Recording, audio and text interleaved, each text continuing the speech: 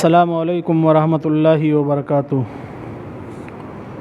الحمد للہ رب العالمین والصلاة والسلام علی سید الانبیاء والمرسلین وعلی آلہ واصحابہ اجمعین ومن تبعہم بإحسان الی یوم الدین، اما بعد۔ قال اللہ تبارک وتعالی فی القرآن المجید والفرقان الحمید: ان اللہ لا یغیر ما بقوم حتی یغیر ما بانفسہم واذا اراد اللہ بقوم سوءا فلا مرد لہ۔ محترم سامعین اعظام و ناظرین کرام، آج تراویح کی نماز میں سورہ رعد اور سورہ ابراہیم کی تلاوت کی گئی ہے۔ انہی پڑھی گئی آیتوں میں سے چند آیتیں میں نے تفسیر کے لیے منتخب کی ہیں۔ اللہ تبارک و تعالیٰ سے اس دعا کے ساتھ کہ اللہ رب العالمین ہم تمام کو اس ماہ مبارک میں قرآن کریم کو پڑھنے اور اس پر عمل کرنے کی توفیق عنایت فرمائے۔ سورہ رعد، اس سورت کے بارے میں تھوڑا سا اختلاف ہے۔ علماء کی تین جماعت ہے۔ کچھ نے کہا ہے کہ یہ سورت مکی ہے، کچھ نے کہا ہے کہ یہ سورت مدنی ہے۔ جو تیسری گروہ ہے اس نے یہ کہا ہے کہ اس میں 2 آیتیں مکی ہیں، باقی پوری سورت مدنی ہے۔ لیکن سورت کے مضامین سے یہ لگتا ہے کہ سورہ رعد بھی انہی سورتوں میں سے ہے جن سورتوں کا نزول مکہ میں ہوا ہے۔ اللہ کے رسول صلی اللہ علیہ وسلم پر مکہ میں آخری دور میں جن سورتوں کا نزول ہوا ہے انہی میں سے سورہ رعد بھی ہے۔ اللہ تبارک و تعالیٰ کا فرمان ہے کہ اللہ رب العالمین کسی قوم کی حالت اس وقت تک نہیں بدلتا ہے جب تک کہ وہ قوم اپنے آپ کو بدلنے کے لیے خود نہ سوچے۔ یعنی جب قوم اپنی حالت کو بدلنے کے لیے کوئی سبب اختیار کرتی ہے، کسی کام پر عمل پیرا ہوتی ہے، تب اللہ رب العالمین اس میں برکت عطا کرتا ہے، یا تب اللہ رب العالمین کی مدد شامل حال ہوتی ہے۔ اب کوئی انسان یہ سوچے کہ بلا سبب اختیار کیے ہوئے، بلا کوئی کام یا بلا کوئی منزل تلاش کیے ہوئے ہم ویسے چلتے رہیں، یا اللہ رب العالمین ویسے ہی ہماری حالت بدل دے، تو یہ چیز ممکن نہیں ہے۔ حدیثوں کے اندر سنن ابن ماجہ کی حدیث ہے، اللہ کے رسول صلی اللہ علیہ وسلم نے فرمایا کہ یہ جو بری حالت یا ایسے وقت جو ہمارے اوپر مسلط کیے گئے ہیں، ان کی وجہ یہ ہے کہ ہم نے اللہ رب العالمین کی بہت نافرمانی کی ہے، اور اللہ رب العالمین حالت کو اس وقت تک نہیں درست کرے گا جب تک کہ ہم اللہ رب العالمین کی طرف واپس نہ پلٹائیں۔ دوسری آیت کریمہ جو میں نے تفسیر کے لیے منتخب کی ہے، سورہ رعد کے اندر اللہ تبارک و تعالیٰ کا یہ فرمان ہے کہ جتنے انبیاء و رسول تھے سب کے سب بشر تھے۔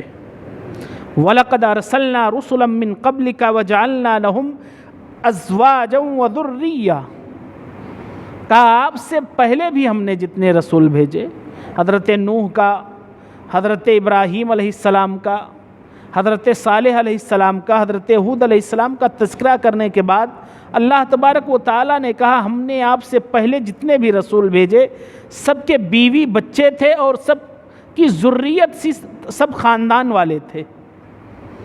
یعنی رسول جتنے بھی آئے ان میں سے کوئی ایسا نہیں تھا کہ وہ رسول کسی باہری قوم کا رہا ہو، بلکہ وہ رسول انہی قوم میں سے تھے، چونکہ وہ لوگ ان کے ساتھ رہ رہے تھے، بسے ہوئے تھے، ان کے تمام عادت و اطوار سے واقف تھے، اس لیے اللہ تبارک و تعالیٰ نے ایسا کیا۔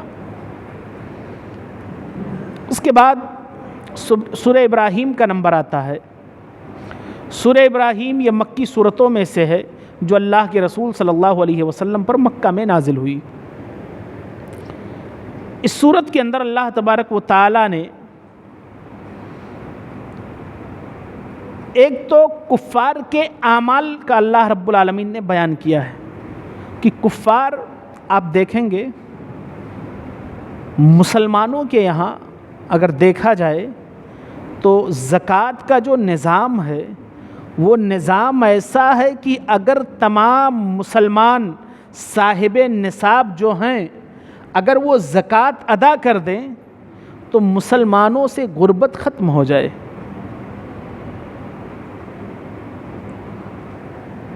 مسلمانوں میں سے اکثریت ایسی ہے جو زکوٰۃ ادا ہی نہیں کر رہی ہے۔ اللہ رب العالمین نے مال دے رکھا ہے لیکن اس مال سے زکوٰۃ نہیں ادا کر رہے۔ آپ دیکھیں گے کافروں میں سے بہت سارے لوگ، غیر مسلموں میں سے ایسے ہیں جو ٹھنڈی کے موسم میں کمبل تقسیم کرتے ہیں، گرمی کے موسم میں لوگوں کو پانی پلاتے ہیں، جبکہ ان کا ماننا یہ ہے، ان کا عقیدہ یہ ہے کہ ہمارے جلنے کے ساتھ ساتھ ہمارے تمام اعمال ختم ہو جائیں گے، جیسے ہمیں پھونکا جائے گا ہمارے سارے اعمال ختم ہو جائیں گے۔ یہ ان کا نظریہ ہے۔ ان کے یہاں پناجنم کا اس ناحیے سے آخرت کا تصور ہی نہیں ہے۔ اس کے باوجود آپ دیکھیں گے کہ بہت سارے غیر مسلم، ایک غیر مسلم کو میں جانتا ہوں، اس کے گھر کو بھی جانتا ہوں، ایک جگہ روڈ پر وہ شخص آباد ہے اور اپنے گھر کے سامنے روزانہ وہ شخص روزانہ پانی کا ایک کین اتارتا ہے اور اس میں لکھا ہوا ہے کہ راہ گیروں کے لیے بغیر کسی نشلک پانی، یعنی بغیر کسی اجرت کے، گرمی کے موسم میں 4 مہینے 5 مہینے وہ شخص پانی پلاتا ہے۔ ایسے بہت سارے غیر مسلم ہیں جو بہت سارا کار خیر کرتے ہیں۔ کہا کہ ان کے جو یہ اعمال ہیں، ان کے اعمال کی مثال کیا ہے؟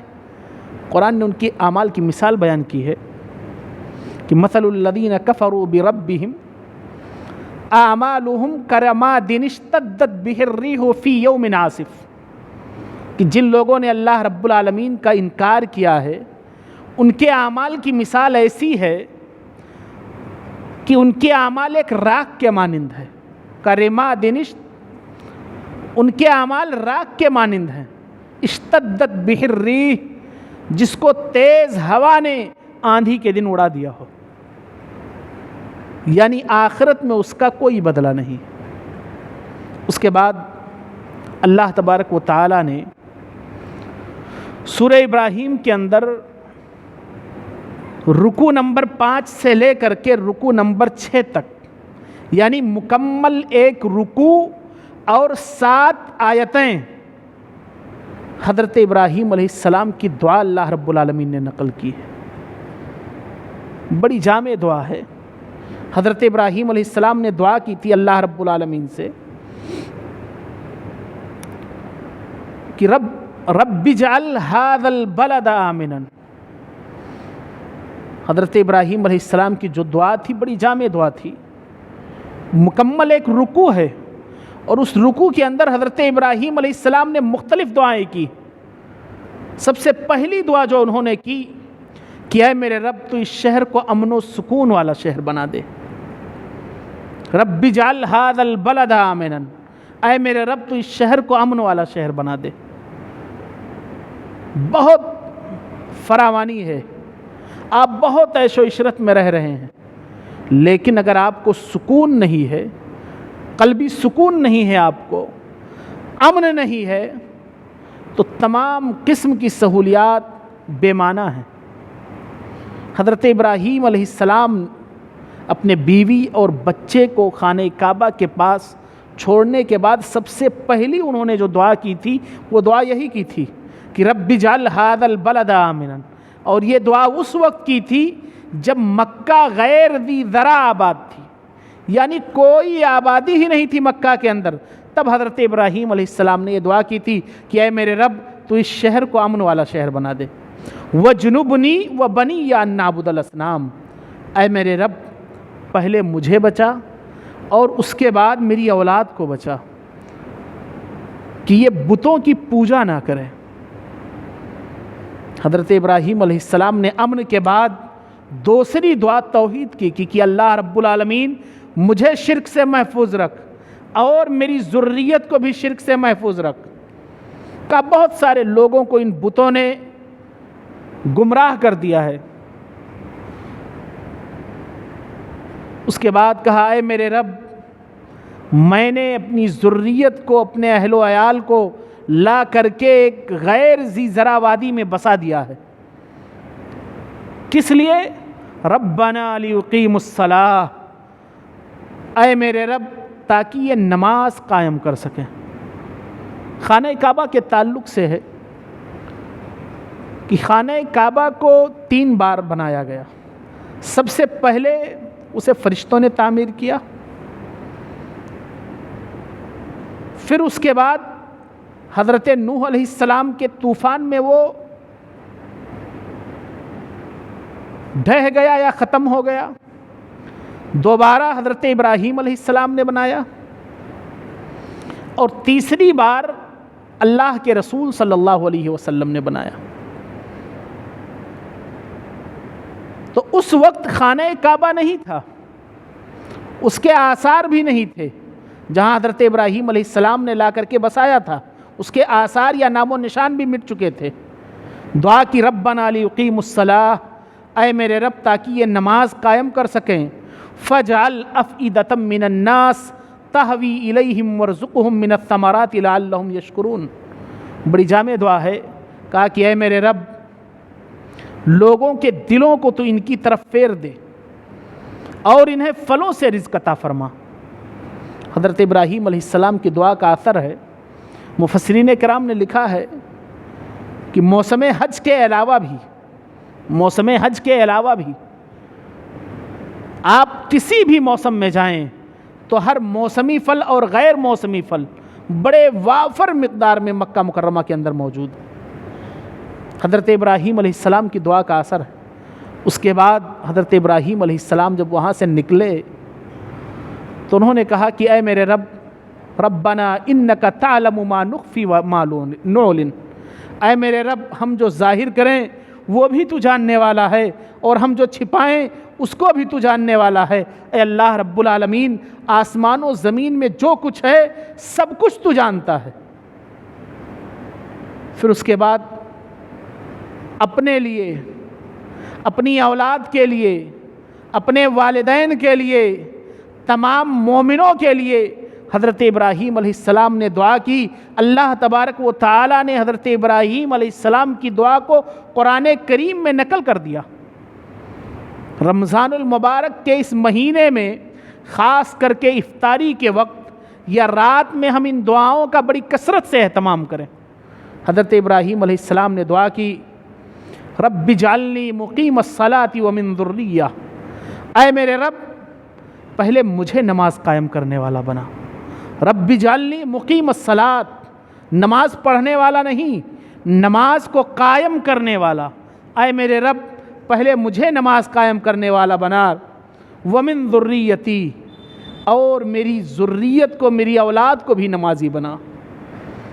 ربنا وتقبل دعا، اے میرے رب دعاؤں کو تو ہی قبول کرنے والا ہے۔ یہ حضرت ابراہیم علیہ السلام کی دعا ہے۔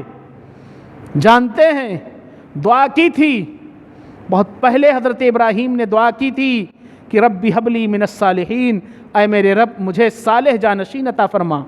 فرشتے آئے، سورہ ابراہیم ہی میں آگے تذکرہ ہے کہ فرشتے آئے حضرت ابراہیم علیہ السلام کو بیٹے کی بشارت دی، اور حضرت لوط علیہ السلام کے بارے میں خبر دی کہ ہم جا رہے ہیں لوط کی بستی کو پلٹنے، ہم جا رہے ہیں۔ اللہ رب العالمین کی طرف سے ان کے عذاب کا وقت مقرر ہو گیا تو ایک بیٹے کی بشارت دی۔ بارہا میں نے کہا ہے حضرت ابراہیم علیہ السلام کی یہ دعا کہ ربنا وتقبل دعا، اے میرے رب تو دعاؤں کو قبول کرنے والا ہے۔ انسان بڑا جلد باز ہے، کسی چیز کے بارے میں دعا کرتا ہے تو سوچتا ہے کہ میں دعا کروں اور فوراً وہ دعا قبول ہو جائے۔ حالانکہ دعا کی قبولیت کے علماء کرام نے 3 وہ لکھے کہ یا تو انسان دعا کرتا ہے فوراً وہ دعا قبول ہو جاتی ہے، انسان نے جیسا مانگا اللہ رب العالمین نے اسے عطا کر دیا، یا اس کی دعاؤں سے اس کی آنے والی کوئی مصیبت ٹل جاتی ہے، یا پھر اس کی تیسری صورت یہ ہے کہ انسان نے کوئی دعا کی اور ظاہر میں تو اس دعا کا اثر نہیں دکھا، لیکن وہ دعا اللہ رب العالمین کے یہاں انسان کے نامہ اعمال میں ثواب کی حیثیت سے لکھ دی جاتی ہے، نیکی جمع کر دی جاتی ہے۔ یہ 3 صورتیں۔ تو حضرت ابراہیم علیہ السلام نے پہلی دعا کی جو ہم میں سے ہر مسلمان کو یاد ہونا چاہیے کہ رب اجعلنی مقیم الصلاۃ ومن ذریتی ربنا وتقبل دعا، اور دوسری دعا کی ربنا اغفر لی۔ رمضان کا مہینہ ہے، اللہ کے رسول صلی اللہ علیہ وسلم کی حدیث ہے کہ رمضان کا مہینہ جو شخص پائے اور اپنی مغفرت نہ کروا سکے اس پر اللہ کی لعنت ہو۔ کہا ربنا اغفر لی، اے میرے رب مجھے بخش دے، ولی والدیہ، میرے والدین کو بخش دے، وللمؤمنین یوم یقوم الحساب، اور اے میرے رب تمام مومنوں کو بخش دے۔ کس دن؟ حساب والے دن، جس دن قیامت کا معاملہ ہوگا، حساب کا دن ہوگا، جزا کا دن ہوگا۔ حضرت ابراہیم علیہ السلام نے اس دن کے لیے بھی دعا کی، اور یہ دعا کب کی؟ جب تک وہ یہ نہیں جانتے تھے، یا حضرت ابراہیم علیہ السلام کو یہ نہیں پتا تھا کہ ہمارے والد کے سلسلے میں یا کسی مشرک یا کافر کے سلسلے میں اللہ رب العالمین نے دعا کرنے سے منع کر دیا ہے کہ ان کے لیے استغفار کی دعا نہ کی جائے۔ اس سے پہلے کی یہ دعا ہے کہ حضرت ابراہیم علیہ السلام کہہ رہے ہیں، دوسری جگہ حضرت ابراہیم نے کہا سأستغفر لک ربی انہ کان بی حفیہ، کہ میں اپنے رب سے تمہارے لیے مغفرت یا بخشش کی دعا کروں گا، اور یہاں دعا کر رہے ہیں کہ ربنا اغفر لی، اے میرے رب مجھے بخش دے، ولی والدیہ، میرے والدین کو بخش دے، وللمؤمنین یوم یقوم الحساب، اور تمام مومنوں کو بخش دے۔ اللہ کے رسول صلی اللہ علیہ وسلم نے فرمایا کہ جب کوئی مومن شخص کسی دوسرے مومن بھائی کے لیے اس کی غیر موجودگی میں دعا کرتا ہے تو فرشتے کہتے ہیں آمین ولکا، تیرے لیے بھی ویسے ہی ہو، یعنی اس شخص کے دعا کے جواب میں فرشتے آمین کہتے ہیں، یا فرشتے بھی کہتے ہیں تمہارے ساتھ بھی ایسا ہی ہو۔ یہ چند آیتیں تھیں جو میں نے تفسیر کے لیے منتخب کی تھیں۔ اللہ رب العالمین سے دعا ہے کہ الہ العالمین اس ماہ مبارک میں ہمیں کثرت سے دعا کرنے والا بنائے۔ الہ العالمین ہمیں دعاؤں کی عظمت سمجھنے اور دعا کرنے کی توفیق عنایت فرمائے۔ آمین۔ والسلام علیکم ورحمۃ اللہ وبرکاتہ۔